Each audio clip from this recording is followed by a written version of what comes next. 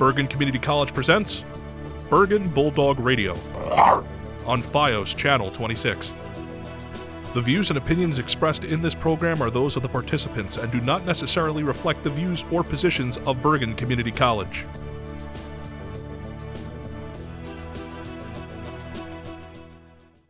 Welcome to Bergen Bulldog Radio, the podcast show, here in YouTube Bergen Bulldog Radio channel and on FiOS Channel 26 in Bergen County, New Jersey. The Bergen Bulldog podcast show is a weekly compilation produced by the students of the podcasting class on Paramus campus of Bergen Community College. Each week, we will feature several podcasts created and produced by Bulldog Radio students. The topics vary, and we hope you find them informative and entertaining. This week's program features the final episodes of the Fall 2025 semester here at BCC. Megan's Marvelous Marvels, Giant Step Forward, Luke's Fast Takes. So let's get on with the show. Hello, welcome back to another episode of Megan's Marvelous Marvels. I'm your host, Megan Alvarez, and I am here with Luke. So on my last episode, me and my guest Ken rated the Marvel TV shows that came out after Endgame.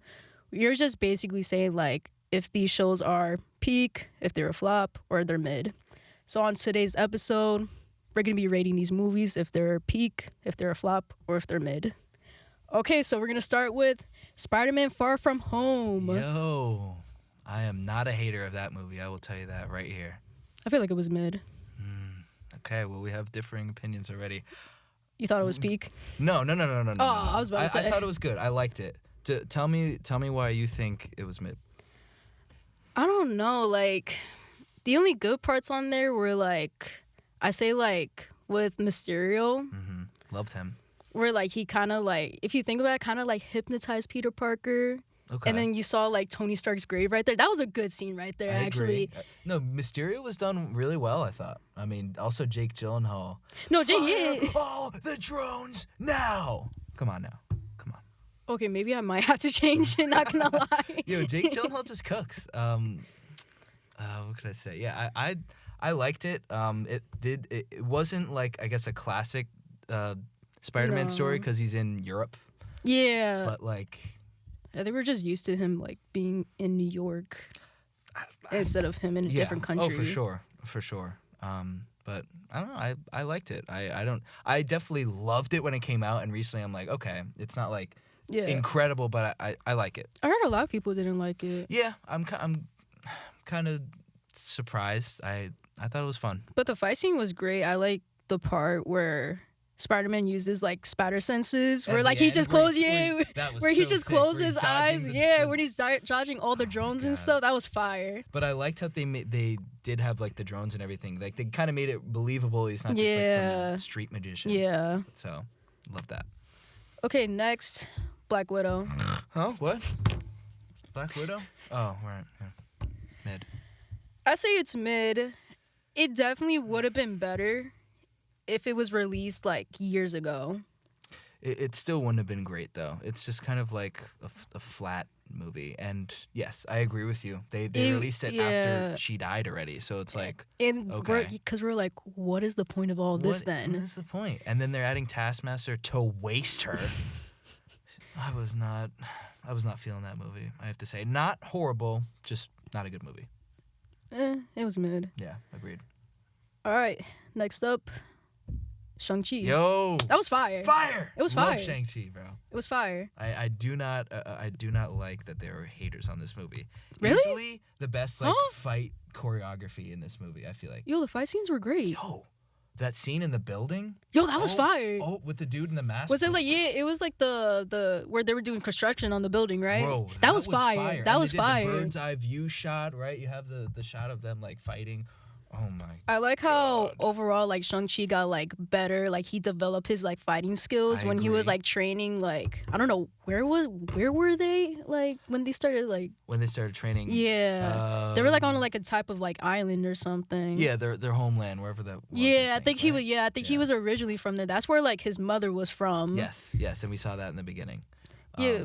Yeah, I loved how the the villain's story was, right? Oh yeah, what was the villain's name? It was his dad. Father, yeah. It was his dad. I thought that was done really well. Like they did some flashbacks that worked. The fight scenes between his father were fire. Yo. How like the way like he was able to like get like some of the rings. Bro, so I feel like the main complaint about this movie is that like it went from like cool like hand-to-hand fight scenes to like a CGI battle at the end, but that CGI battle was No, sick, it bro. was Come good. on, Like come they did on, the bro. CGI good on there. Oh my god, like they were like whipping the rings around, and I was like, oh, what's going on? And the dragon too. I like Shang-Chi's like friend. What was her name? I forgot her name. Aquafina. Yeah, it was Aquafina's character. Aquafina. Yo, she was funny she was very funny on there on that movie. No, the fact that she carried when like they defeated like the dragon there. Oh yeah. Yeah, because she shot the arrow. She shot the arrow. She shot the arrow. Good shot. Yeah. I felt like they should have like done a second movie right away. Yeah, they should have. I think they're gonna do a second movie, but like they need to keep the hype. You know what I mean? They can't just wait a million years. That's true. That's true. Okay, coming up next is Eternals. Another one that I don't understand why people hate. I liked it. I feel like it was mid. Yeah. Yeah. What was the main reason? I felt like it was a little boring to me. That's just my opinion right That's there. fair. It was a little bit That's boring fair. to me. Everyone is unfamiliar, right? You don't really know where it's going. I did like how Icarus just became the villain I out of agree. nowhere. I like that. That was like a pretty big plot twist right there. Probably the biggest. Yeah. I didn't like how like all of them just like separated out of nowhere. Yeah, I mean, I felt like they did. Do you remember the creatures in that movie? Like the alien, they're kind of like villains, but I guess they weren't like the main villains because Icarus turned evil. Like, do you know what I'm talking about? I forget the names for these creatures. Maybe we should watch these movies again. Yeah, the Eternals is not really fresh on my mind. Yeah, it's not fresh on my mind either. But like, I just liked that. Like, I've read a good amount of comics, and Eternals is something I've never read, and I was kind of interested to see what they do, and I liked the mystery of it. I liked learning everything. I thought the speedster scenes was some of the best that was speedster fire scenes, actually. like, I've ever seen. I mean, that fight at the end against Icarus, like I could pull that up to this day and like react like oh, like it was just what was the girl's name that was kind of in love with Icarus, but like her and Icarus were kind of together. I forgot her name, but like I heard she was like the most powerful one out of all of them. Yeah, she is pretty OP. Fastos was cool. I like that was the tech guy. No, that guy was sick. Yeah, he was fire. That guy He was sick. He was sick. He cooked at the end. Can you pull up a picture on Google? Of what she looks like? Yeah. Yeah, she does look like a I guess kid. that's her. Yeah. That's her. Yeah, she does look like a kid. I agree. But yeah, she kind of annoyed me. She was in love with Icarus. Right, yeah. Who would do And then that? she kind of like turned against everybody like to like be with Icarus. Where like Icarus just turned like Not just a good became the move. villain. Yeah, it was just not a good move for her. Yeah. I just didn't really like her. All right, wait, what's next? All right. This is peak right here. This is Spider-Man No Way Home. This is peak. I have to agree with that. This is peak. I have to agree with that. I watched this in the theaters twice. I feel like I did too. I mean, the theater reactions for this movie, some of the best reactions. Oh no, yeah, definitely. Because you know what's coming. Yeah, I knew it was coming. I knew that all three Spider-Mans were gonna be in one movie. I knew that was gonna happen. But the hype before it came out was just crazy. Yo, because everyone was like, yo, wait, is Toby going to be in this? Andrew's going to be in it too? Everyone's going to be in it? As soon as like I saw Doc Ock on it, I was just like, yo, they're coming in. They're coming in. The best Spidey villain. Okay, one of my Yeah, favorite. he was my favorite villain actually. Yeah. So fire. And they upgraded like every villain in that No, movie. they did. Electro wasn't some like dude, Electro in Amazing Spider-Man 2 sucked. Like, No, he did. Oh, Spider-Man forgot my birthday, so I'm gonna like destroy the town. Nice, dude. Like, what is that? Wait, but it wasn't just Spider-Man. Everybody forgot about his birthday. Still, ugly villain. Ugly villain. Oh, okay. Ugly villain. But this movie, Yo, that was great. I was screaming in my movie theater. Facts. Oh my god, when those portal opens, oh! I was like, ah! Facts. I have to agree with that. Fire movie. The Green Goblin was sick in that No, movie. yo, he was. He was. I like. Classic Green Goblin. I like the way how like he didn't know what was going on, and then out of nowhere he just switched into like villain mode right there, and I was just like, oh crap! And the way like Tom Holland Spider-Man was just punching him, he was just smiling, and I was just like, oh crap! There were some good fight scenes in that movie, I have to say. No, there was. Bro. All right, coming up next we got Doctor Strange Multiverse of Madness. I don't love it, but I don't hate it. I don't hate it either. Yeah. I feel like everybody overhyped this movie a lot. Yeah, it's just like a cameo fest, kind of lazy, right? Like, feel like cameos in like, I know we just talked about No Way Home, but I feel like this still applies. Cameos are a way of like being lazy with the writing. But everybody was expecting like a lot more cameos in that movie. Yeah. They expected Deadpool on there. They expected Loki on there. It's like multiverse of madness. Yeah. Like, oh, it's the multiverse. Oh, they're gonna do this and that. But no, it's a Doctor Strange movie. They did like one scene where they like go to a bunch of different like multiverse or whatever, and that was kind of like it. They don't do that much. How'd you feel Wanda as a villain?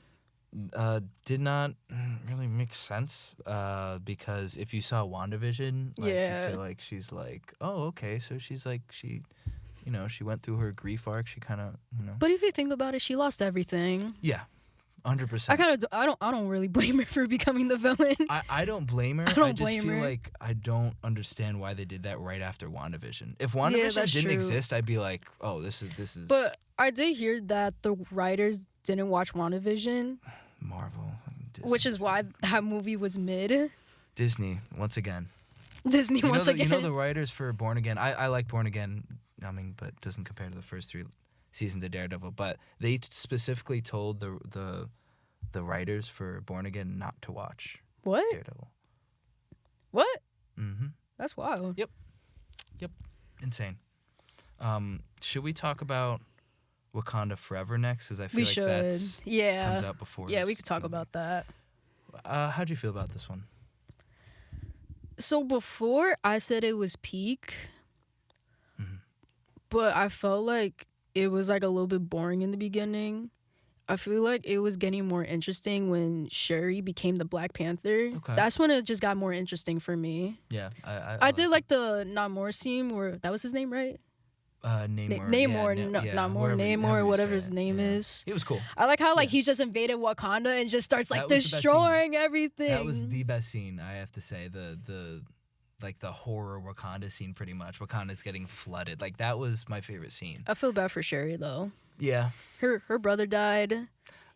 I feel like I don't know. I didn't really love the movie. I kind of thought it was okay. I just felt like you could kind of tell that they kind of had to write it differently at the last second, because they had a different script for it. Yeah, and then Chadwick Boseman. He may rest in peace. Passed away. Rest in peace. He may rest in peace. But I thought the first Black Panther was great, but I didn't really think 2 was going to be able to top it. But I think they did do like a pretty great job, just like switching up the script. Since he died, and they did a pretty good job. Yeah, I agree. I like Namor. Again, it's not the freshest movie on my mind, but I was expecting a little more from it. Yeah, I know what you mean. Yeah. Okay, so let's talk about Thor: Love and Thunder. This one sucks. Horrible movie. Literally a terrible movie. What do you have to say about it? You don't like this movie, right? No, but I want to, but I don't. Okay, good. I don't. It's a flop. This movie is terrible. I feel like they were trying to be like a lot more funny. They tried to be funny every scene, and it was cringy. Yeah, and like there wasn't really a lot of like serious scenes on there. No. And you kind of need some serious scenes to lift the movie up there a wasn't little. really a lot of serious scenes. I liked Thor Ragnarok way better. Oh my goodness, not even close. Like, I feel like they messed up on so many things. Like, Jane is all of a sudden in a movie again. She hasn't been in like a movie since like Thor 2 or something. Yeah. Okay, she's back from the blue, and she has cancer, and she's gonna be the next Thor. Okay. I remember I heard in the comics like she had cancer, and I remember. Yeah. I remember her using like the hammer was like making her cancer worse. Yeah. Yeah, I remember as soon as like I saw her like come out of like the MRI scan, I was like, I knew it. She has cancer right there. I was like, I knew it. Bro, but like they just it was just cringy. They wasted the villain. Gore, the God Butcher. Yeah, like him. Such a sick villain in the comics. No, he was. In the movie, I felt bad for him. Like the Christian Bale too. He is a top tier actor, and they just kind of waste his performance because they didn't show him doing like anything. I mean, some of the parts in the movie were actually funny. I'll give them that. Some of it was funny. But there were times where like they just overdid it right there. Yeah, they overdid it. Do you remember the scene where like Valkyrie has like a speaker and then she plays a song? And then there's just like what is like I looked over at my friend, I was like, dude, this is ridiculous. I did not like the movie. They wasted the villain. They wasted Zeus. I thought Zeus could have been better. I actually saw a deleted scene. And I mean, aren't they gonna make another one? Yeah, but I think Chris Hemsworth is demanding that it's like serious, and I don't blame him because Thor: Love and Thunder sucked. I really did not like it. I thought like Thor was gonna reach his potential or something. No. I thought that was gonna happen. That's what I was told, and I was getting so excited for that. Like he was gonna like reach like a higher level or something. Everyone was excited because everyone loves Ragnarok, and it was Taika Waititi. I mean, I know what you're talking about, but like he directed that movie also. But I think the main difference was he had other people's help for Ragnarok. Like I think Marvel helped him a little bit more with that, and I think Love and Thunder was kind of like more of like his own project, which could be why it kind of stunk. But I don't know. I don't know if I want to talk about this movie. Ant-Man 3. Yeah, it will be known as I did not like it. Sloppiest Marvel movies. I didn't like it. I will tell you, I will take this over Thor: Love and Thunder any day of the week. I did not like it. No, I didn't think it was good. They did Kang the Conqueror so dirty in that movie. Yeah, I liked him until they kind of like defeated him in the end so easily. Like I thought Jonathan Majors was great as Kang. Yeah, I thought he was great too. Perfect casting. I was like so excited for like Avengers: The Kang Dynasty. I was so excited for that movie to come out. Yeah. Until like something happened with him, and I was like, damn. Like I didn't hate this movie. I just feel like the dialogue was so lazy. Yo, it was. Some of the scenes were cringy. Yeah. Like. I forget one of the lines, but like MODOK is so horrible in this movie. Like I'm not one of the people that went out of the movie furious like MODOK sucks. This movie sucks because they didn't do MODOK right. Dude, MODOK is a loser in the comics too. They just made him look extra goofy in this movie. Yo, I was like hoping this movie was gonna be good because better than Ant-Man and the Wasp. I don't care. I saw the trailer. I was like, the trailer was good. I love the trailer on there. Yo, I will say this. Definitely better than Ant-Man and the Wasp. Ant-Man and the Wasp literally felt like really? I'm just watching something for no reason. I liked Ant-Man and the Wasp. Really? I just thought it was just like a side mission movie. Like really? Yeah. I like that movie. And at the end of the movie, they gave like what's it called? They gave Ghost her powers back or whatever. Like that didn't like I don't know. Like it just felt like a side like a goofy side mission movie. Whatever. All right, we got Deadpool and Wolverine. Fire. That was fire. Loved Deadpool Wolverine. That was fire. Fire movie. Some of my friends didn't like it. And I was like, did we watch the same movie? And now I could understand a little bit why. And again, I said this with Doctor Strange 2 and Spider-Man No Way Home. Cameos is kind of a way to be lazy with writing. That's true. And in this movie, they kind of had it was just kind of like a cameo fest. I mean, they did it way better than Doctor Strange. No, like they did. Like I like the cameos like they put on there. I agree. I just thought it was just. I feel like to me it was my favorite Deadpool movie. It was so funny. No, it was good. The action was the best out of the Deadpool movies. Yo, it was. Wolverine's character was so great in that movie. I've always been a huge Wolverine fan. I heard in like his like universe or something, Wolverine's, he was like the worst Wolverine out of all of them or something. Yeah, no, that's what they said in the movie about him. But like the scenes with Hugh Jackman and Ryan Reynolds just acting their ass off, dude.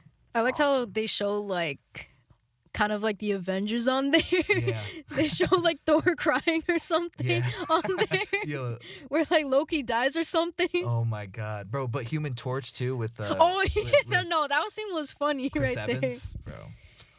Yeah, cause Deadpool thought it was Captain America, but it was just Johnny Storm on there. Bro, I did not expect to see Johnny Storm. I did not either. Actually, I got spoiled. I got spoiled. That's fair. I got spoiled for Cause Endgame. somebody posted an edit on TikTok and I saw it and I was just like, Shoot. I was like, damn. Shoot. I was like, well, I got spoiled. So like, I was just like, I'm gonna just stay in denial Right. until I see the movie. Nah, Deadpool and Wolverine, I thought it was pretty fire. I can understand why people, don't like it, if they're, geeks or whatever. Yeah. But I think the intro for that movie Oh yeah, it was like, it one was of the good. best It was good. intros. I mean, come on now. Okay, next up is Thunderbolts. I think we covered this on my episode. Yeah, we covered this It's on your- awesome. It's so cool. It's awesome. The team dynamic works. They do. Um, I love the fight scenes on there. Oh, dude, yeah, the fight. I don't think we mentioned that. Fight scenes are awesome. Oh yeah, the fight scenes were good. They Yeah. low-key used the power of friendship on this movie. A little bit. They did. A little bit, but they handled it well. I mean, I said this on your podcast. They all acted like as a family. Yes, everyone's likable. They made characters we didn't care about before actually likable, but also they made kind of like a unique story, and they made like the story wasn't like just like The storyline, bland. yeah, It like wasn't the bland. the story. I felt like the storyline was great. Yeah, I agree. Like I feel like there was something to think about more than just he fought him. Like, I liked how it showed Yelena's perspective after she got blipped. I Well, like it kind that, of showed yeah. it on Hawkeye, but Right, it right. really showed it on Thunderbolts right there. Yes. Cause she had nobody, well, except for her dad. But then she was saying how her dad never really called her or anything. Right. But she was also saying how like she's been like lonely, she feels sad, she feels depressed. Yeah. And I like how it was also showing like the trauma of like each character of like what they went through. Yeah. Yeah, I think they handled it all really well. And again, these were characters that no one cared about. Like No, like, Ghost yeah, from like, Ant-Man and the Wasp, I did not. I didn't really about care it. about most of them really. Um, The only one I cared about was Bucky. Everyone loves it was Bucky. yeah, everybody Come loves on now. Bucky. I mean, that entrance scene just made me smile. It's lot. Bucky. It's Bucky. It's Bucky. And they do the little theme, and he's on the motorcycle, dude. Yeah, they're oh all- my god. They all trauma bonded. Yeah, and they did it right. They did it right. They did it right. Okay, so we have one more. Yes. We didn't talk about a couple because I didn't watch. Seen all Yeah, of I them. didn't watch like 2 that came out. I haven't seen the Captain Marvel sequel. I didn't never see will. that I one heard it was slop. either. I didn't watch Um, Captain America. I Brave did New watch World. Captain America. I didn't think it was like horrible, but it's definitely nowhere near Thunderbolts or Fantastic Yeah, Four. as soon as I saw that people were saying it was horrible, There were certain scenes where I was like, oh, people actually hate this movie, and then there were certain scenes where I'm like, oh, people hate this movie.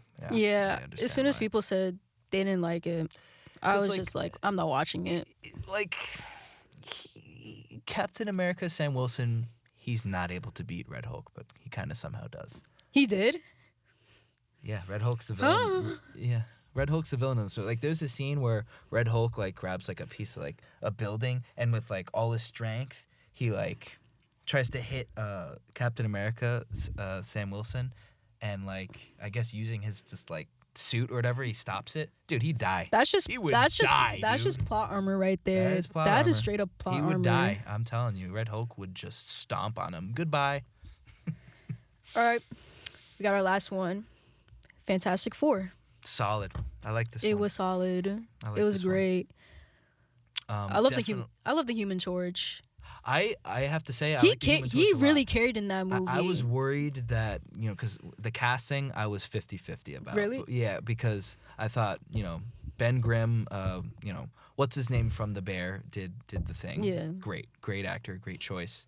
Vanessa Kirby as Sue Storm, great choice.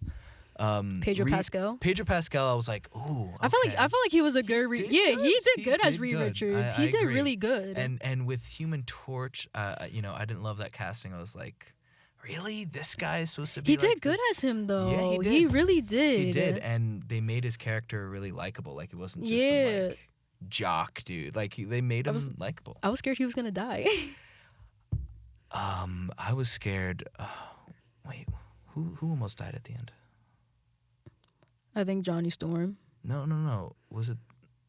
Are you sure? Because remember, like the baby, like. Oh, the robot. No, the baby like resurrected. Oh, the mom. Oh, the mom. Yeah, Right. it was Right. Sue Storm. Wait. Invisible Woman. Yeah. I was like, that's I it. was She's like, gonna die. Yeah, I was like, wait. I was actually thinking to myself, wait, they're actually gonna kill her off because this is like a different universe, which I felt helped the movie a lot. Galactus was awesome. Dude, every No, scene he was. in, He was a good villain. He was sick. I like how Silver Surfer was just popped. She just popped up right at the end, right there. Silver Surfer was sick. What's her name? I forget her name, the actor, but she was also in Weapons. I have no idea who played as her. And a show called Ozark. She is a fantastic actor, and I feel like Silver Surfer, her character, was my favorite in the movie. I loved her backstory. I loved how they handled everything. Honestly, yeah. Sick. I like the backstories. It was the most emotional part of the movie for me. I like the backstories they showed. Because I don't really think we get a lot of backstories in Marvel. Not a lot. Too many. Not too many. Or at least on the way that they handled Silver Surfer. Yeah. Yeah, I love Silver Surfer. Yeah. I did not love the ending. I was like, oh, they defeated him kind of quickly, and it's just kind of. You know, I heard that people didn't like how Silver Surfer was a girl. Just. I was like, if they cook, they cook. And yeah, they that's did. right. Like, I was like, like, I don't really care if it's like not part of the comics. Look, I'm like, I'm just hoping like the movie's good. That's all I care about. And they're not making stuff up. Like there has been a girl Silver Surfer in the comics. Yeah, they're not making. That's what. Yeah, stuff that's up. what I heard about that. And then some people were just mad about that. I'm like, why are you so mad? But they did her story so well. They had that one little flashback scene. I was like, wow. She carried it. She carried in the end. I love her actor. You have to watch Ozark. She cooks, bro. All right, and there you have it, guys. We've rated all the Marvel movies on here. Well, not all of them, really. The ones after Endgame. The ones after Endgame. Right. I think we cooked here. But anyways, thank you guys for listening to Megan's Marvelous Marvels. Peace out. Bye. Still lots more to come here on the podcast show on Bergen Bulldog Radio. This is Bergen Bulldog Radio from Bergen Community College on YouTube and Files Channel 26 in Bergen County, New Jersey. Welcome back to Giant Step Forward, your one-stop shop. I can't even talk. It's a bad morning for me, people. For all things New York Giants, from the highest of highs, the lowest of lows. And oh my God, it's been low. It's been low. I mean, nothing is just going right for us, but we got some couple good things looking forward to. I'm your host, Kenneth, by the way. Today we're diving deep into the Mike Kafka era because Dable got fired. Still a bit mixy on that, but you know what? He looked pretty good as his first time as a head coach. The Packers game, again, another heartbreaker. We're looking good until the fourth quarter, and we just collapse, as always. And a certain wide receiver who has definitely overstayed his welcome off potential. We all know we're talking about Jalen High here, but like we're gonna talk a lot about him. I don't know how he's still on the team. All right, let's start the Band-Aid off though. The Packers game, it was a classic Giants performance. We showed flashes, we battled hard, and then we just had another collapse because that's apparently what we do now. I mean, like, it's like the fifth time this season now we just collapse in the fourth quarter for no reason. We came out swinging in the first half. Energy was totally different. We had something to prove. You know, you hear online about how when you're your first time coming back, your first time playing, when your coach gets fired, there's like a different energy to the team to prove that they weren't the reason that the coach got fired, and you could see it. Devin Singletary, my hero. He ran like a man possessed, constantly finding gaps in the offensive line, and just like there was blocking. I couldn't believe what I was seeing. The run game looked fluid. It looked smooth. We were blocking strong. This is something we haven't seen a lot, and it was great to see. We had a beautiful 12-play, 75-yard drive in the first quarter, and it ended in Singletary getting a touchdown. We were aggressive. We were moving the chains, and honestly, I started to believe we might actually pull it off. The Packers were coming in like they were.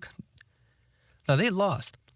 I was about to tell you all a lie. No, the Packers lost, but they're still like looked at as a top 5 team in the NFC. and we were dominating. We looked great. Our defense had even some early success. Bobby Okereke was stuffing the runs. We did not let the Packers run all over us, which was great. That was a big worry coming into this game. But honestly, we stuffed the run really well. And Kayvon Thibodeau got a sack on Jordan Love early in the game. And Love did go out early with an injury. We'll go into that with his backup come in, Malik Willis. And how him scoring a touchdown when he came in that should have never happened. That was one of the dumbest things I've ever seen, how we let him score a touchdown. But going into halftime, we were up 14-10, and the vibes were immaculate. I felt good. I was texting everyone I knew, like, hey, look at the Giants. We coming back. And then the second half hit. And it's the same Giants over and over and over again. The Packers adjust. And, of course, we just don't do anything. Love's starting to find his rhythm.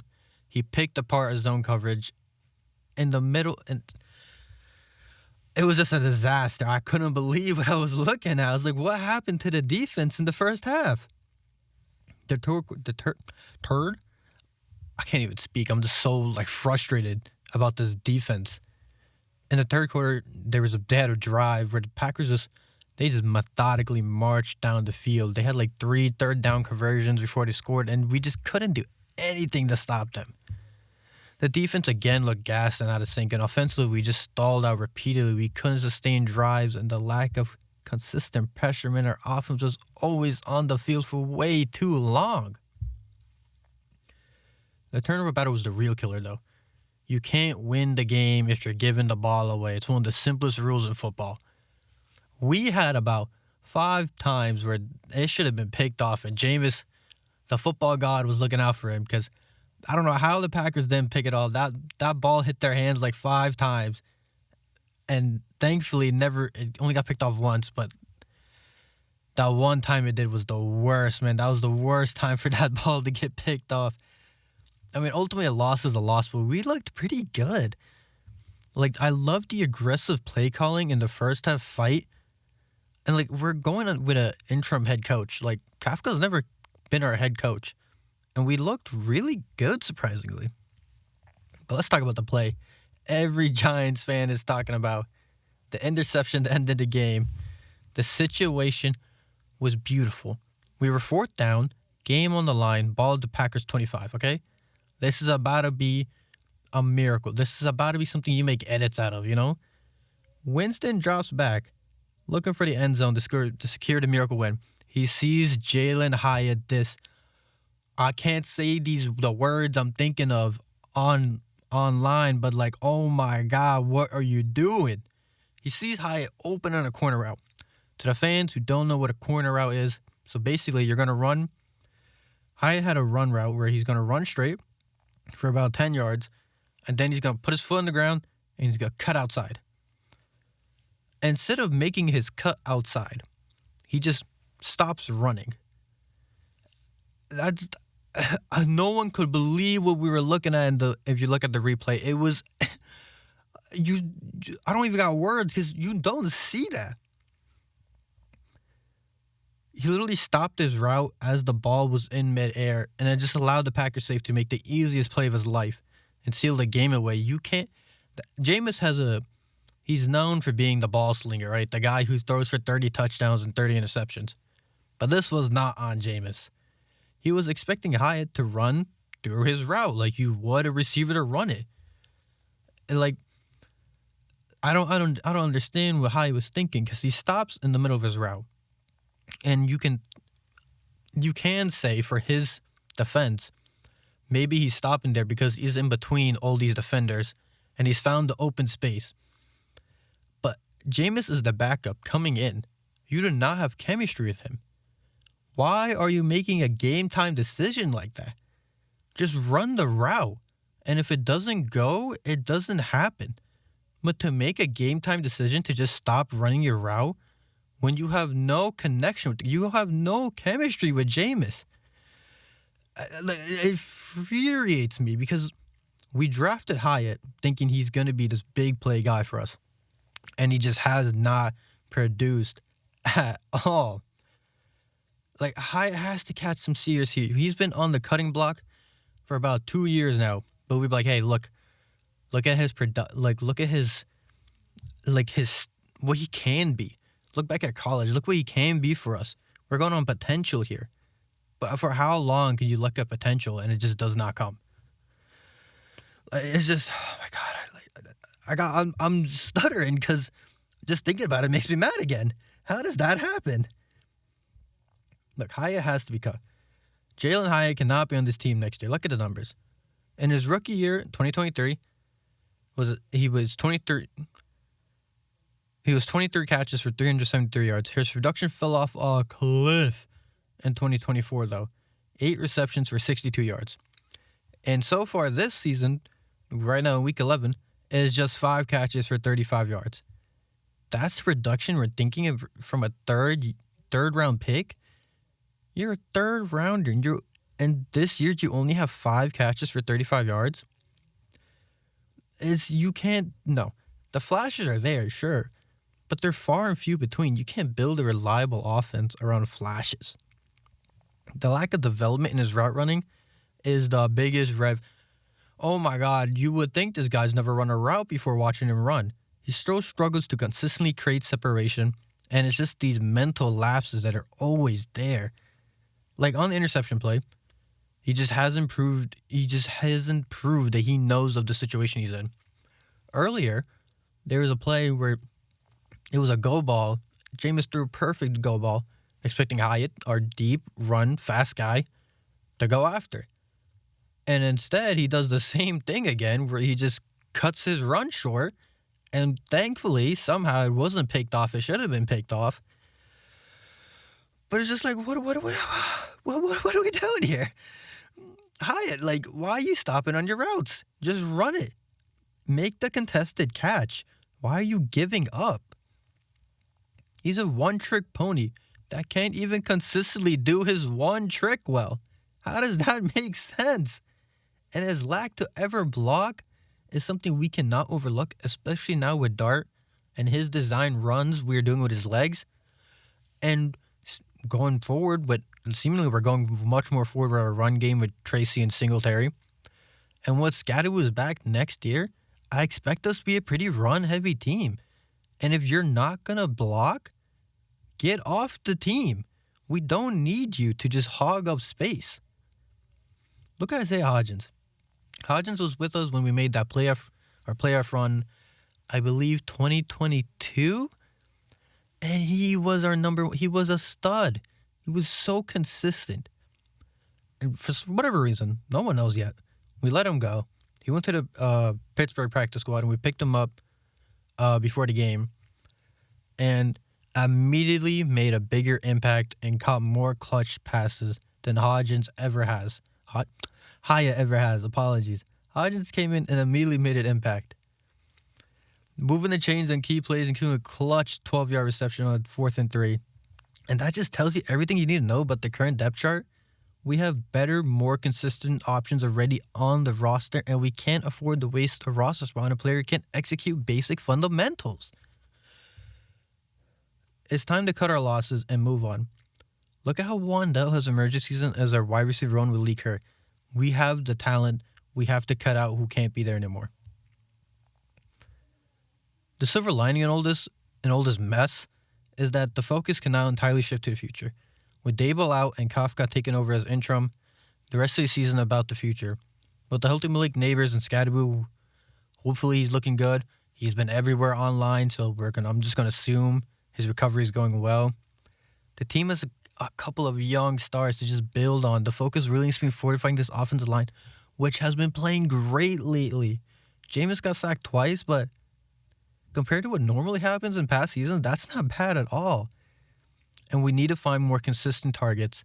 We could go after Cordell Flott or reliable safety help with Caleb Downs in the draft.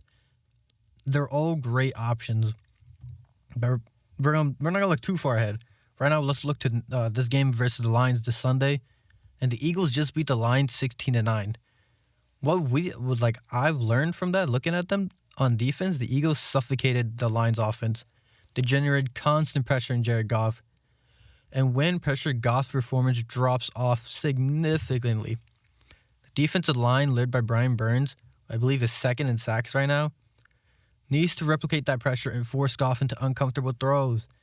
And it is an absolute need to stop the run game. If you can't stop Jahmyr Gibbs, you need to at least stop David Montgomery. You cannot let them go Sonic and Knuckles, two-headed dragon on you. You need to stop one of them. Force the line to the third down situation because you know they're going to go for it on fourth. So you have to play knowing to take advantage of them. They're not really going to punt and put ourselves in favorable field positions when the offense comes on. On the offense, the Eagles' performance was less inspiring, but they did what was necessary, and against the Lions' defense, which was still better against the run than the pass, the Giants should utilize play action and rollouts with Dart. Neutralize Detroit's pass rush, and we need to take advantage of the mismatches with receivers. With our receivers, because their cornerbacks are ruined. I don't even know who was left on that team. Everyone gets hurt every week for the Lions. So we need to disrupt their tempo, and the Lions defense also gives up more touchdowns to wide receivers compared to other positions. They give up big plays all the time. They can stop you for a good 5-10 minutes, but a lot of times this is big play after big play after big play. So the Giants should take advantage of that. We have a very potent offense with Dart coming back. On the defense, though, let's talk more in depth about it. The Giants need to focus on getting Goff, just making him run outside the pocket. If you let Goff just stand inside in the middle, it is a nightmare. And we have to stop Amon-Ra St. Brown. Because a lot of what the Lions' offense is two-headed. It's like a two-headed punch. In the run game, it's Gibbs and Montgomery. And on the pass game, it's Williams and Amon-Ra. You need to stop at least one of them if you had a chance. We need to stop. Stopping Gibbs is easier said than done. I don't think that's in our capability with how beat up the defense is. But stopping Montgomery is a lot easier said than done. But it's been done a lot this year, and I really think we can take advantage of that. And we just force them to feed the ball to Gibbs, which can very well lose you a game anyway, but it's better than them going fast-paced with Gibbs and then just running you over, bulldozing you with Montgomery. So it's not awful, but then on the passing side, we need to stop Amon-Ra. The Eagles did a great job stopping Amon-Ra St. Brown, but the Eagles have a lot better defensive backs than we do. So our main focus really is not, instead of I think he only had like 12 yards or something like that. He didn't have a lot. So our focus isn't to stop him in that 12-yard range. That's not happening. But don't let him get like 150. Don't let him get like 103. Keep him within like 70 to 80. If Williams is a speed demon on the opposite side, like Williams is just going to run. He's just going to catch a 5-yard slant. He's going to run it for 40. He is really the one I'm worried about because the Giants over and over and over and over and over and over again this season have let small plays develop into big 40-yard bombs that they had no reason ever being. We just need consistency on the defense. Brian Burns, I think, is I said it before, I'll say it again. I said it earlier. He's second in sacks. I believe he's just behind Myles Garrett. And you need to incorporate more Abdul Carter. He's been getting so close to getting his first sack. So I say you need to have Thibodeau more on the bench because he didn't play last week. And I think you keep with Carter because he's so fun to watch, man. He's everywhere when they're passing. Carter, I think this is his chance to get that first sack because while the Lions, the Lions' offensive line is really not that good. It's beat up, and I believe we can really get to Jared Goff. I don't think he's going to have time to really let these plays develop, and I think we can get to him and force those 2-yard passes and make it 4th and 2 again. Because that's what lost the Lions versus the Eagles. It was 4th and 2, and they just kept going for it instead of punting it. I know it was windy, but you can't punt at least once. So I feel like we can force them to back into that situation where they're 4th and 2, and they just think they can get it. Because Most times they can, but if you get them too cocky, that's a couple plays where, like, maybe we can change that field position. And now we're, like, already past midfield, and we have a chance to get either, like, a field goal or get a touchdown. So it's all about just making sure we're consistent on the defense. And offensively, just to reiterate, run the ball. We ran the ball so well versus the Packers.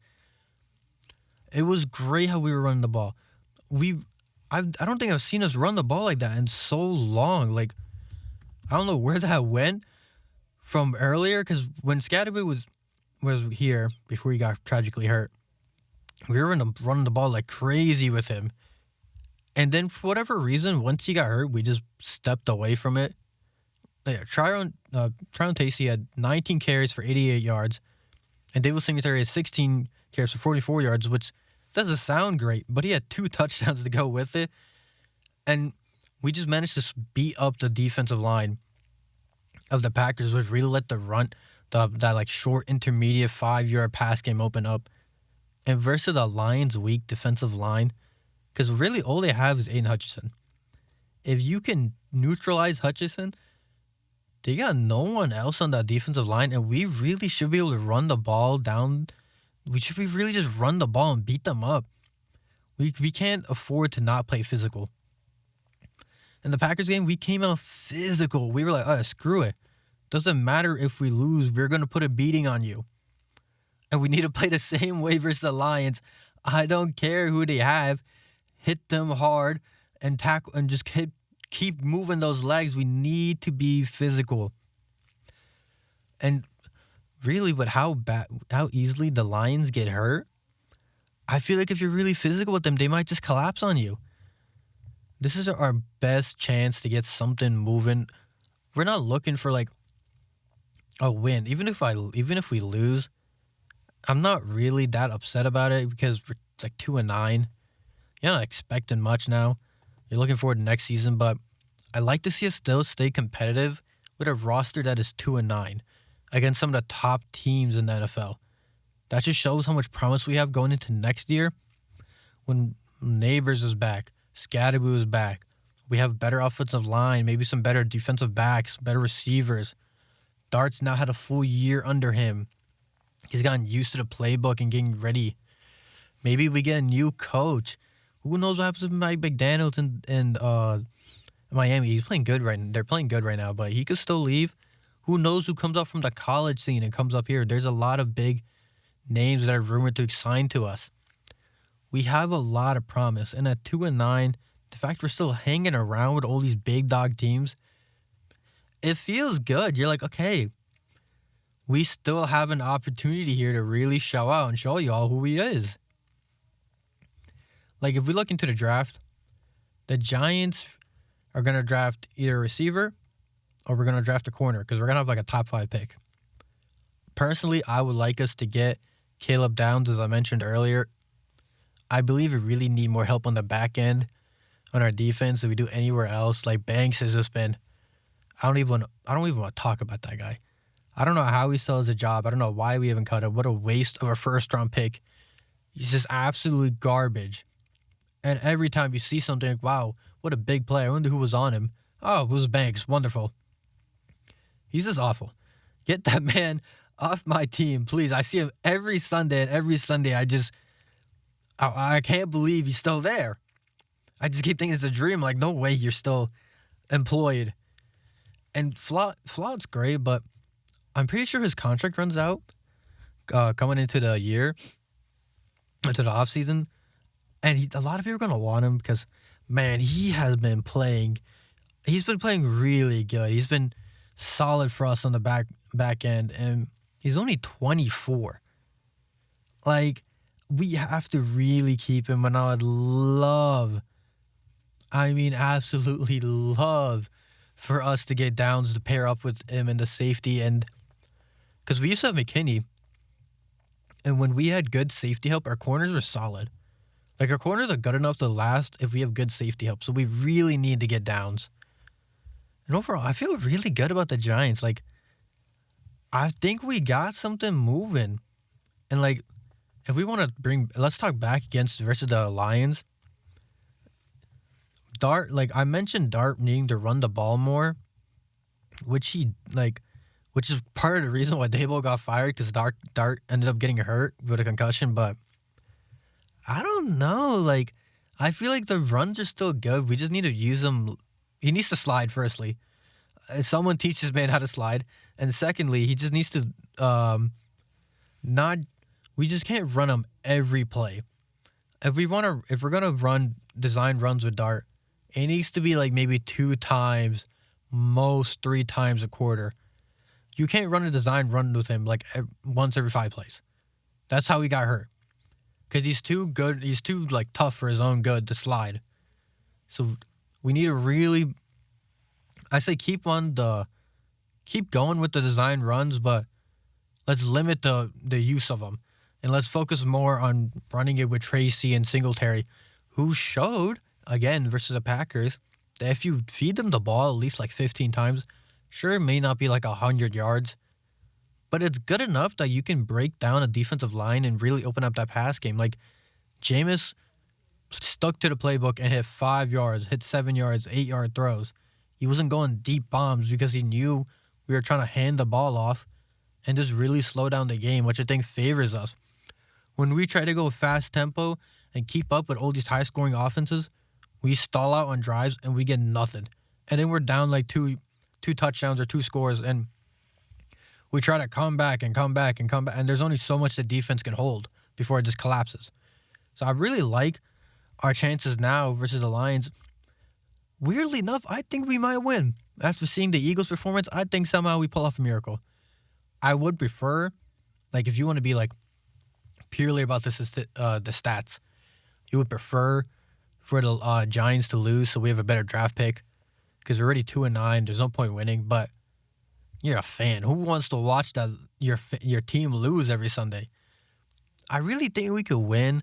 Like, I think we can win on like a 24-21 game.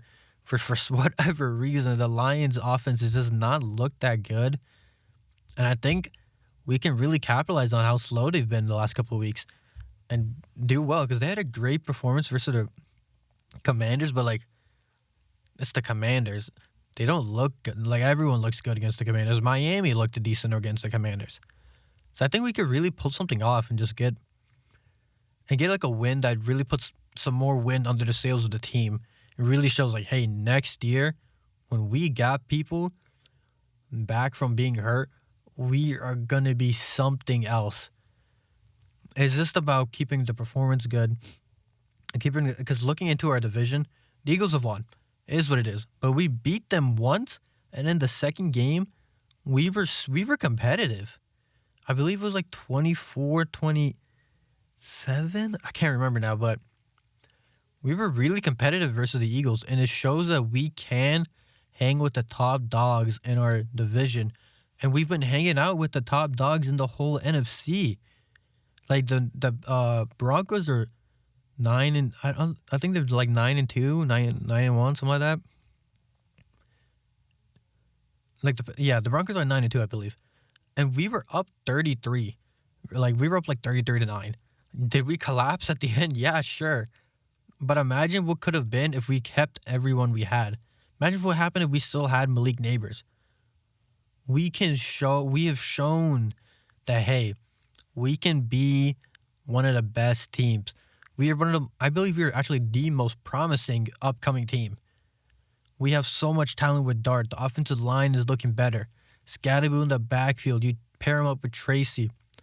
Every now and again, if we keep Singletary, bring him in as like a nice little, bruiser back for when Scatterboo gets tired. You have him instead. Theo Johnson, as much as he has dropped the ball at times, he's still a pretty decent, reliable tight end. Wando Robinson has really emerged as a good wide receiver 1 in the absence of Leak. And when he moves back down to wide receiver 2, I imagine he'll eat up even more. Because if he's doing this good as wide receiver 1, imagine his production once Leak comes back and him at wide receiver 2. Especially with the connection he's really forming with Dart. I love the way our team is looking. I like Hodgins. Big, solid guy. I think he's like 6'2", like I think he's like 6'2". He's just a big target for Dart to hit in the middle of the field. I like the way the team is looking. We really have something building here, and coming into next year, depending on what we do in the offseason, because we're going to have a lot of money in the offseason, maybe we splash big on a receiver there, and then we go what I would like for us to do, which I just talked about with Downs. We get Caleb Downs in the draft. I believe that's the best thing to do. I don't think there's, like, because you could get flop, but I don't know. Because then this is going to be the same. Then we're going to run into the issue where we're so good offensively, but then defensively we can't stop anyone, and it becomes what the Cincinnati Bengals have, where offensively they can outscore anyone, but their defense can't stop anyone. And we'll just become the NFC East version of the Bengals, and I don't want that. Our defense needs to be taken care of. So let's keep we should get flop. No, we shouldn't get flop. We should get Downs. Getting flop would just be a mistake. It wouldn't be a mistake because our offense would be high powering. That was the wrong thing to say, but like Downs would really help secure that back end, because I don't know how many of y'all been watching college football. He's obviously the best defensive player. He might just be the best player in all of college football. So it'd be great to have him. I think right now we have the number 3 draft pick. So give it more time. We could obviously as the season goes on, you get more news about who the teams are looking forward to. But we really should get Downs. And I don't know, guys. I'm excited about this team. As much as I'm upset that we keep losing, especially in the fashion we lose, again, we're right there, and in the fourth quarter we just collapse. I'm excited about how we look and feel. Like there's like an aura to us, which is crazy to say, but so many, like versus the Packers game, a lot of people are like, well, the Giants could pull it off, which really shouldn't be a thing, but we just have so many good pieces and a good coach. I don't know if we keep a Kafka. I think we keep him as OC.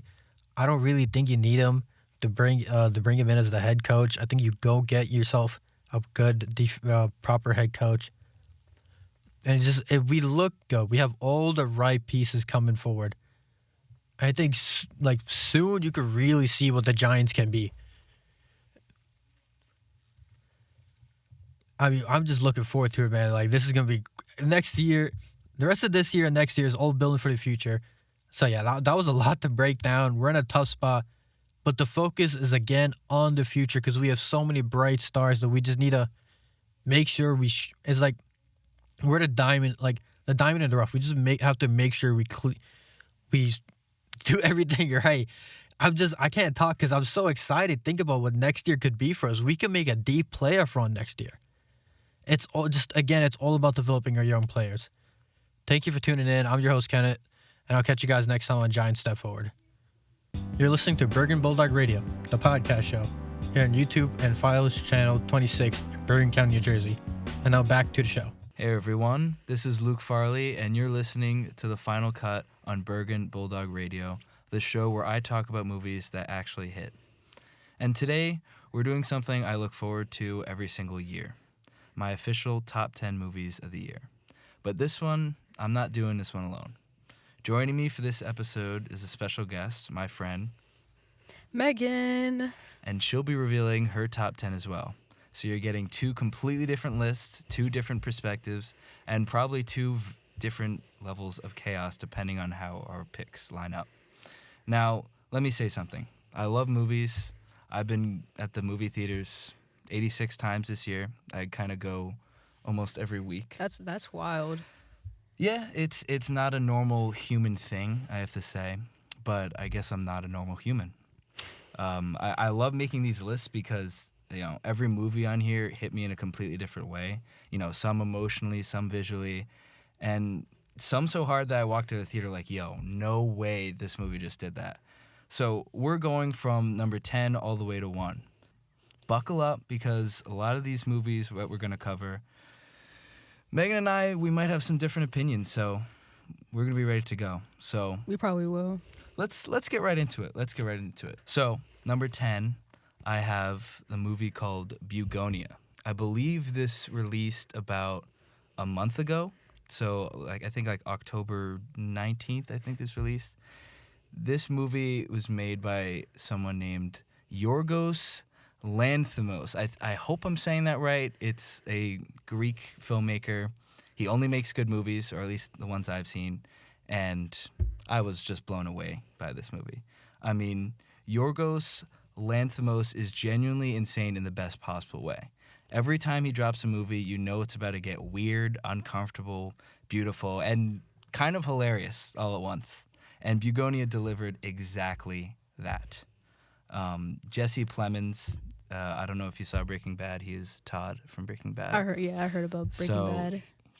I think that was his best performance he's ever given. Really? Yes, easily. Emma Stone was also probably might be her best too. I mean, Emma Stone's in it. yeah. Oh, I gotta watch it. I you never gotta watched watch it. Yeah, Emma Stone cooks every time. I mean, she's in I a was about to movie. say that means it's gotta be a good movie. Oh my goodness, and it might be her best performance I've ever seen. Really? Yeah. I mean, the cast fully throws themselves into madness like it's nothing. Like, I'm sitting there blown away in the theater.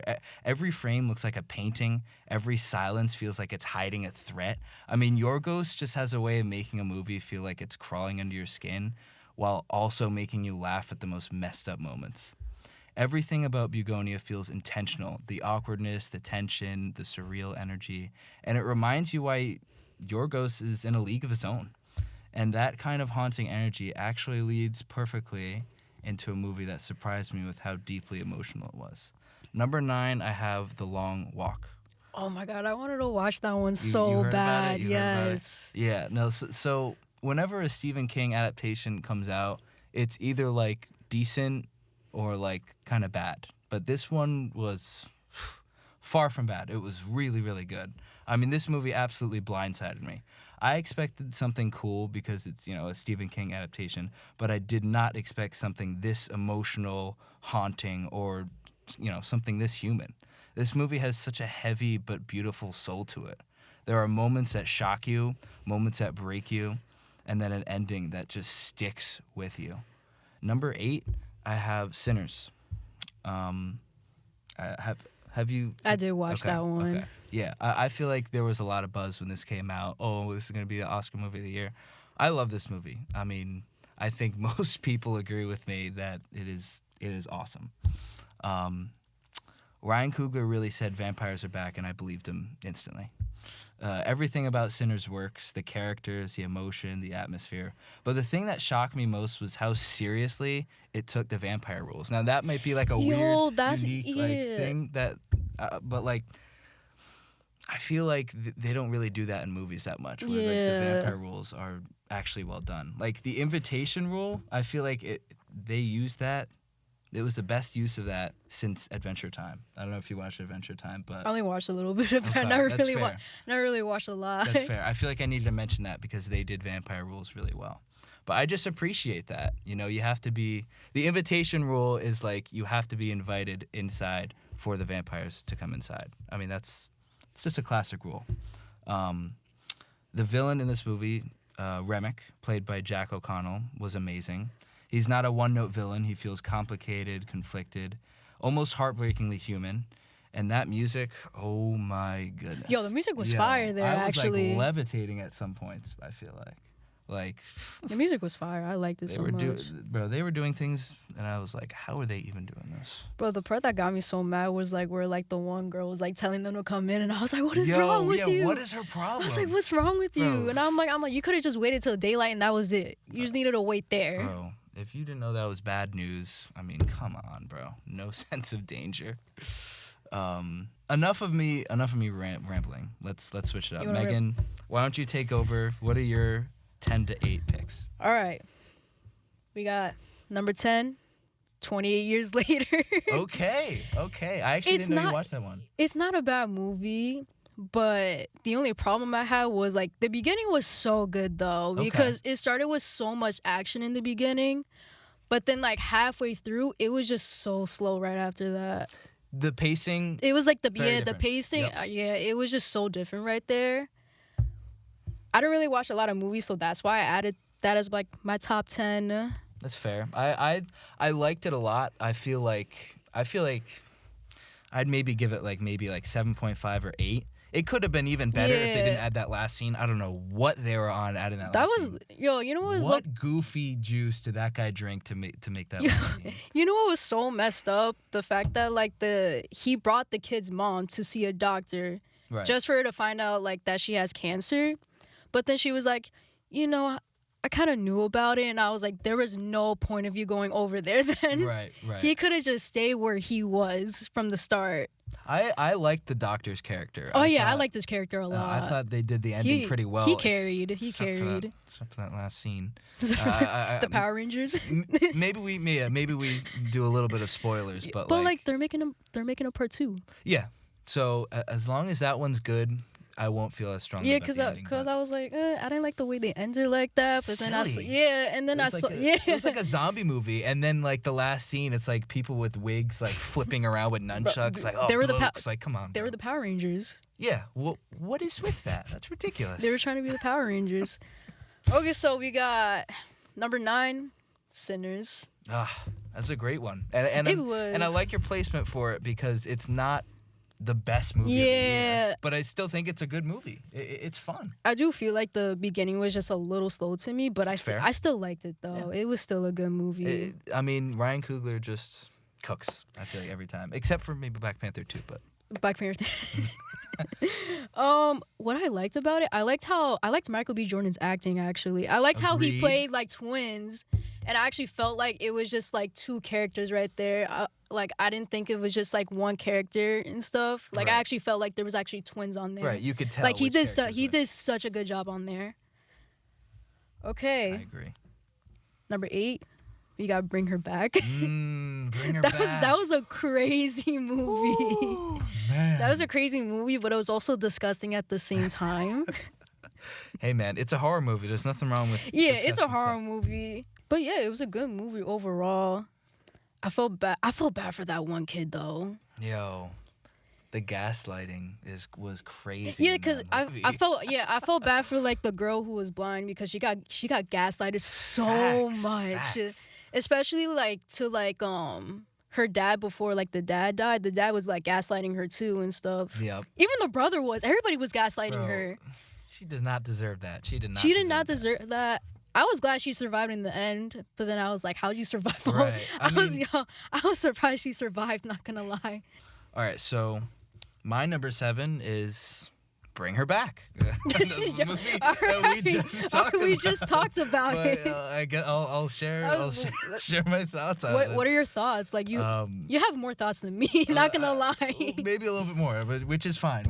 I mean, I think you watched some of these really recently. Yeah, I did. And with me, you know, when I watch movies, I like to, write a little review for them because I want to remember like what I think about these movies. So yeah. With Bring Her Back, I feel like this movie is messed up in a very effective way. That's true. A horror movie about grief that actually gets it right. I mean, that was like my first thought after I watched the movie, because horror movies, they do the same kind of thing nowadays. Like they try to make you care. Oh, grief. No, this one, Bring Her Back cooked, man. I mean, they actually made me care about the characters, and I really like that in a horror movie because you do not get that all the time. I felt bad for like the brother. What was his name? Andy or something? I think so. It was the blonde kid. I felt so bad for him. He did not deserve that. Little spoiler: the mom was the mom poured water. Oh my god! I don't know if I want to say that. Yeah, no, horrible. It was horrible. No, like she treated him so bad. Oh my god! That was a messed up movie though. Disgusting, but like if movies actually make me like jump in my seat and be like, oh my god, like that's a movie that did it right. It did its job. Yeah. The Philippo brothers, they just went crazy with this one. The practical effects are disgusting in the best way possible. I feel like sometimes these movies, they look too realistic, and I'm like, okay, is everyone okay making this movie? Yeah, there was like some parts where I had to like look away because I couldn't. I was like, no, I couldn't. Oh my goodness. Yeah, the emotions hit, the tension never lets up. It kind of reminds me of Hereditary, not in style, but in like that uncomfortable feeling you get watching like the main character. Like except this time the main girl is like way more sympathetic, which somehow makes everything even more disturbing.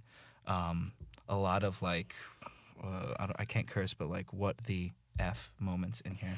You know, I would. There was a I would lot curse. actually. I was just like, what? Yeah, like you're like, wait, what? I was like, what is Like, going on? It all works though. Yeah, all those moments they work. Easily one of the best horror movies of the year. I think probably the best. Horror That's how you movie know. of That's the how year. you know it's like a good movie where you're just like, what? Exactly. You're just like, what is going on here? So let's go from disturbing horror to the superhero movie this year that made me say, wait, did Marvel actually drop a banger? Number 6, I have Thunderbolts. Peak. Marvel fans, we might be back. We might be. I can't say, I don't want to say something too early. Maybe we're back. Maybe. First, I have to say, before anything, Sentry was handled beautifully. I was shocked. My main fear going into this movie was that they were going to mess Sentry's story up. Marvel has done this a lot in the past where they take a character and just rush the writing for him. And I'm sitting there like, dude, I read comics of this guy and this guy's awesome. But no, Sentry was handled awesome. Like, they did not mess him up. He was just badass. And I'm going to say that. This movie is hilarious. It's heartfelt. And it finally feels like the MCU has personality again. I mean, I was sitting there like, whoa, wait. Marvel could do like creative things again. I was They did do like creative. what? They did do creative things on that movie though. I like the way the characters communicated with each other because I like agree. they just felt like they were like a family together. They made you care about characters Yeah. that like we never cared Yeah, about. like no, I cared about Like- them so much. I was like, yo, they better not die. Like Yelena and Black Widow, I didn't really care for her. I don't know about you. Like before this movie, but yeah, before Yelena- that movie, yeah, and Hawkeye too. Yelena was just like okay, John Walker before this movie was definitely interesting, but they improved on his character arc. What other characters? The Red Guardian, he was awesome. The best comedic moments I think come from the Red Guardian. Yeah. Oh my god, like they did like Taskmaster so dirty in that movie. They did her so dirty. You know what?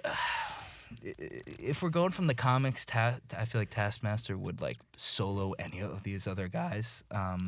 But also Black Widow did Taskmaster dirty, so so they killed Taskmaster off pretty quickly into the movie, and I wasn't pissed off because they kind of ruined her in Black Widow. Yeah, Taskmaster, Taskmaster's a character in the comics, like he goes toe to toe with Cap, Spider-Man. I didn't like, really care about Taskmaster that much because they didn't make you care about him. But these other characters, I was like, oh my god, like Ghost from Ant-Man and the Wasp. Like I actually care about her a little she more carried. now. Right? She was sick. She was sick. You know, in Ant-Man and the Wasp, I'm just like, okay, whatever. Yeah, I didn't really care about her in that movie, but like in this movie, I cared about her a lot. I agree. I went and saw Thunderbolts 3 times, and that Bucky scene. What? Yes, yeah, that Bucky scene left me a huge grin every time. And the music for this movie is great too. They have like a theme song for when Bucky comes in, like the scene I'm talking about, and it's like, dude, it's got me smiling, man, just thinking about it. The team dynamic, the Thunderbolts, I feel like it's just great. I mean, you said this. It's a great team dynamic. It is a great team.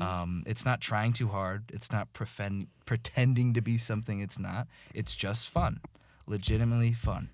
And you could tell everyone involved actually cared about this movie, unlike other Marvel projects. But now we got to talk about the ultimate bro movie experience. My number 5 is The Accountant 2. I feel like this movie is not going to be in like anyone's top 10 this year because it was just like a sequel of a movie that came out 10 years ago, and people are like, oh, okay, this is coming out. I love this movie so much. I mean, it's emotional, it's hilarious, it's wholesome, it's badass. It's literally everything I want in a sequel, and I cannot believe it might actually be better than the first one. The brotherly love in this movie is so wholesome. Like, I almost shed a tear. like that bar scene. There was a scene in the bar where they were line dancing, and dude, it got me grinning. The action is crazy. I mean, I am a sucker for action movies. The hand-to-hand combat was awesome. The gunfights are awesome. But what really stuck with me is how much heart this movie has. It's not just cool. It really means something. And speaking of adrenaline, my number 4 is F1. This movie had no right being this good. I believe I talked on a whole episode about how I loved F1, but I'm going to say some more thoughts. Joseph Kosinski and Hans Zimmer, their combo, oh my goodness. It will be talked about for decades. I mean, it should just be straight up illegal. Are you sure this is not like your number 1 right there? No, it's not. It's not. Are I'm you serious. sure? Yo, trust me. You did talk about this movie a lot, though. I did, because I did a whole episode on it, I'm pretty sure. Yeah, like there are scenes where nothing's happening, like no dialogue, and the music alone just has you gripping the seat. The racing is shot so well. Incredible characters. Sonny and Joshua had great arcs. Emotional payoff was perfect. I saw it twice in IMAX, and I would do it again in a heartbeat. So, okay, that's my number 4, and I could genuinely talk about F1 for an entire episode because I did, but I won't. Megan, save the audience for me. What are your 6 to 4 picks, or 7 to 4? All right, so we got number 7, Conjuring 3.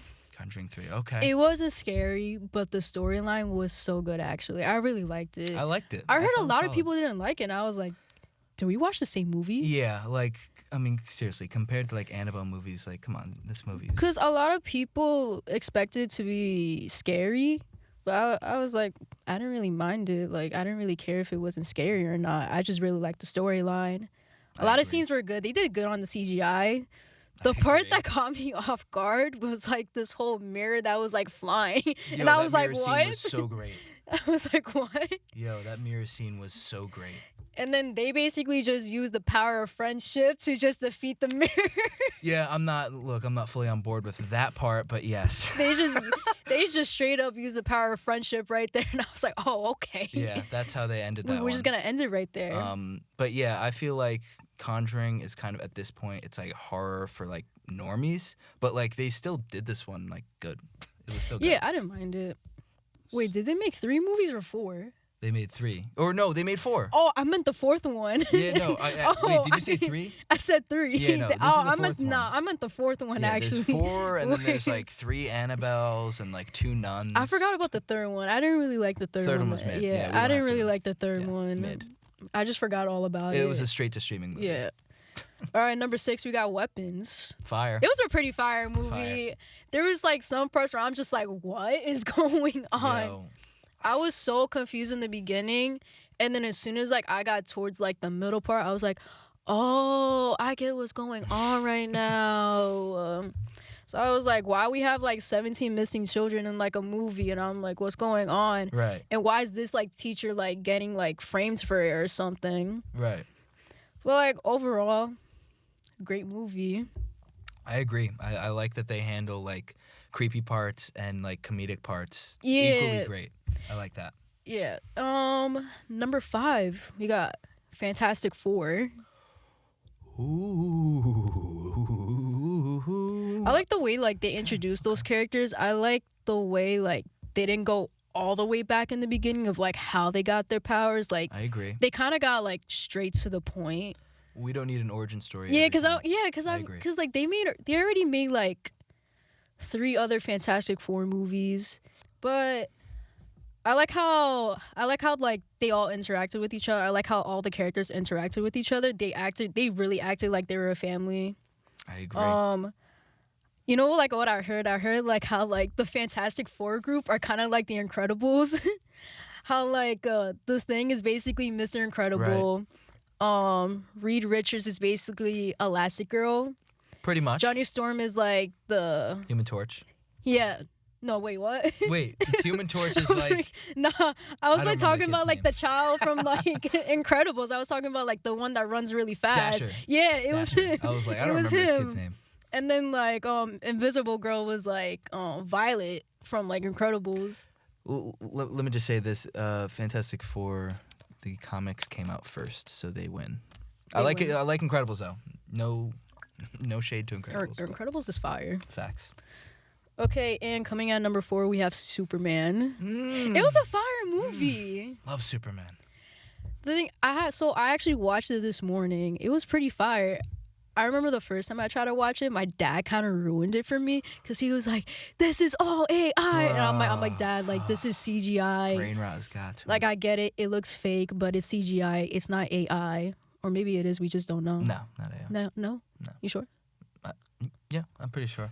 But yeah, I like the way they did with like Superman's character. I like the way like he talks about like, you know, like humans and stuff, like how like basically like on an emotional level, like Right. type of thing. Right. More about like Cause like compassion. like he's like an alien, but like he also says like, you know, I'm also kind of human too. Like I act like you guys, and I love the way like I just love the way it is. Like I agree. You know That's what how I mean? Superman should be. That's how Superman should be. I believe. We got our top 3 left. Oh boy. So at number 3, I have One Battle After Another. Paul Thomas Anderson cooked once again. So Paul Thomas Anderson is I think I'm saying this right, auteur, which means like he writes and directs all of his movies. He doesn't miss, dude. I think he has 10 movies. He hasn't missed once. I mean, but this movie, it's not just good, like, it's important. Like, it feels incredibly relevant to everything happening in the world right now. Like, watching it, I couldn't help but think about, like, the headlines I see every day and, like, the conversations, like, I've had with friends and family. And it felt like this movie was speaking directly to that. It reminded me why movies matter so much right now, because they could make sense of the chaos and, like, nothing else can. Leonardo DiCaprio has literally never been in a bad movie. I'm pretty sure, or at least I haven't seen. I haven't seen a bad movie from him, and it's because he delivers phenomenal performances every single time. I could proudly confirm he cooked. PTA absolutely cooked too.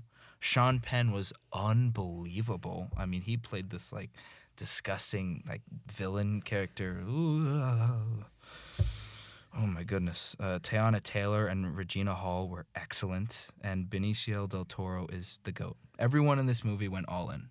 But it's not about the acting. Everything about One Battle After Another is just amazing. The score, the cinematography, the pacing, the humor, the emotion. Like at times I was genuinely cracking up, and at others I was like at the edge of my seat or even like moved to tears. Like everyone needs to see this movie right now. If you care about movies at all, you owe it to yourself to see this one immediately. And that goes to you, Megan. I would see this one. Sorry to interrupt. Like, how much longer you guys got? We got like, I'm not going to say all of this, so maybe like 5 minutes. I say like 5 minutes. 5 You minutes. guys are at, like, I could 30 go quick on my top 3. I could go Okay, quick. You guys are at 30 minutes now, so just. Okay. I could go quick on my top 3. All right, so we got number 2 now. Number 2 is a Chainsaw Man Reze arc. Fire. Oh my god. I did not expect this movie to be so peak. I mean, I've always loved, Chainsaw Man anime. First season I thought was great. I did not expect to walk out and be like, that was one of the best movies I've seen all year. Really? I mean, peak anime, peak action, peak emotion, peak filmmaking. To me, it is the best anime movie I've seen. I haven't seen too many anime movies. Like Perfect Blue would be a close second. I've never seen Akira or Grave of the Fireflies before, but this was just spectacular. I've always loved Chainsaw Man since the first season come out, and I always heard people say the manga is fire. The manga is fire. But now I really get it now. Like I really do. Like there were 5 separate times in this movie where I was like, "Oh my god, that was the sickest fight I've ever seen," and then it happened like 5 times. Like, oh my god. Yo, I remember I was reading the manga for like the whole day where I was like late for my work meeting. I did not. I forgot I had a work meeting right there. I was like, oh crap. Yo, I don't blame you. Like there was a peak battle, and I'm like, yo, that was the sickest battle ever. And then it happened like 10 other times. I was like, what? Like peak battle after peak battle. I mean, this movie has some of the best animation I have ever seen. I don't know if you could agree to that, but I was like, I agree with you. "What?" Like this Chainsaw Man film really makes me want to read the manga, like so You badly. Like, have to. It's so good. I have to. Like, if you haven't seen Chainsaw Man, I really urge you to start watching. You gotta watch it. Like, Even bro, it's hilarious. it's good. It's hilarious. It's gory, but like under that gore is like a surprisingly like tragic, emotional, and like existential story about like loneliness, love, and the cost of desire. Obviously, Denji is a goofball, but it's still peak. It's a little weird show, but it's so good at the same time. I agree. Like the more like the story unfolds, you could see like that he's not just like a simple character. He's like you could see how messed up and like human he actually is. But so I'm gonna go right into my number one. I got Superman. Superman, dude. Oh, God. I saw Superman. I was happy. I was very, very, very, very happy. There's many reasons why I was happy. I mean, this movie is like everything I love about cinema. It's hopeful, it's emotional, it's human, it's fun. It's literally the definition of why people like fall in love with movies in the first place. I mean, I saw it like 5 times too. Dude, that soundtrack, I don't know if you noticed. Was the Superman one? Yo. It was actually fire. So fire. Like, after that movie, I literally listened to that soundtrack on repeat for, like, weeks and weeks. Like, damn. fire soundtrack. Damn. Yo, fire soundtrack. Damn. Like, dude. Like, this movie captures everything that makes Superman powerful. Not the heat vision, not the strength, but its heart. You said that earlier. His heart. Yeah, that's what I was like trying to like say right there. That's what's more important. Like, I mean, come on. This movie made me feel like a kid again, but at the same time, it hit me in a way only great cinema can. Superman isn't just my number one of the year. It's one of my favorite superhero movies of all time. But enough about me. I've been, like, rambling, so I'm going to give it to Megan. You rambled way more than me. That's okay. Way more than me. I think that's okay. I hope that's okay. Okay, so we got my number 3. We have Thunderbolts. Mm-hmm. We said a lot about Thunderbolts. We did. It's fire. It's fire. Marvel might be like back. I feel like I already said what I had to say before. Right. I like that you put it over Fantastic Four because it's a better movie. Yeah, than like I like it Fantastic Four. way better than Fantastic Four. I agree. All right, number 2. K-pop Demon Hunter. Whoa, K-pop Demon Hunters. Bro, I'm telling you, it's a fire movie. I haven't seen it. I'm not hating. It's I'm a just like, fire whoa. movie. Like, you like musicals? There is a couple like La La Land and Nightmare Before Christmas. I'm like, okay, those are fire. Yo, it's a fire movie. Like, the music was fire. The animation was fire. The fight scenes were fire. Everything about this movie was fire. Okay. I'm All on right, board. guys. Number 1. Can we get a drum roll? I know it. Drum roll? Okay, so we got Demon Slayer and Chainsaw Man. I got both Demon Slayer and Chainsaw Man. You can't have them both. I can't choose between which one. I couldn't choose. I'm sorry. I couldn't choose. It was hard. You gotta choose one. I couldn't choose.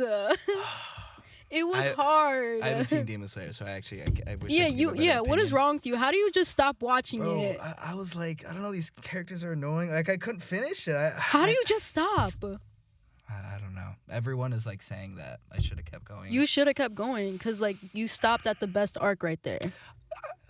Did I? Because I thought the train arc was pretty sick, and then the next season I was like, when are things gonna get like? Did I stop before things got peak? Maybe. Yes. You think? Yes. Okay. Like you should have kept watching it. Maybe that's my fault then. I would have to say the only problem I had with Demon Slayer was just the flashbacks because they kept showing so many Really? Yeah, they showed a lot of like flashbacks. 2.5 hours. Yeah, it was Yo. 2.5 hours. I remember when I was in the movie theaters, I didn't get home till like 2 a.m. But it was a pretty fire movie. You gotta watch it. I have to. How do No, you just you're right. stop? Like, watch it after this episode. I need to catch up first. Go catch I up need right to- now. I need to Go finish. catch up. All right. So you couldn't choose, but that's okay. I'm glad you said your top 10 or 11 technically, but that's okay. So that wraps up my top 10 movies of the year and Megan's top 10 as well. Every movie we talked about today hit us in completely different ways. I mean, but that's the magic of this whole thing. No matter what genre you're into, no matter what mood you're into, there's always that one film that hits at the exact right moment, and suddenly you're sitting there thinking, wait, this is cinema. This is actually cinema. Huge shout out to Megan for coming on and sharing her list. Trust me, you'll be seeing her back on here again because this chaos was too fun. Even though she technically said 11 movies, but I'm not gonna mention that again. I couldn't choose. It's if you're in my position, I don't think you actually. Nah, you would have chose. Okay. Yeah. Yeah. Never no, mind. I probably would've. It's just me. That's okay. I'm Luke Farley. And I'm Megan. And this was the final cut on Bergen Bulldog Radio. And as always, go watch something, go feel something, and never let anyone tell you that cinema isn't alive. See you next time. The podcast show here in Bergen Bulldog Radio was engineered and edited by Megan Alvarez. Our Bulldog mascot is Jameson. The next episodes will air beginning Thursday, December 11, 2025. The executive producer of Bergen Bulldog Radio is Professor Robert Williams. Thanks for joining us, and see you next time on Bergen Bulldog Radio.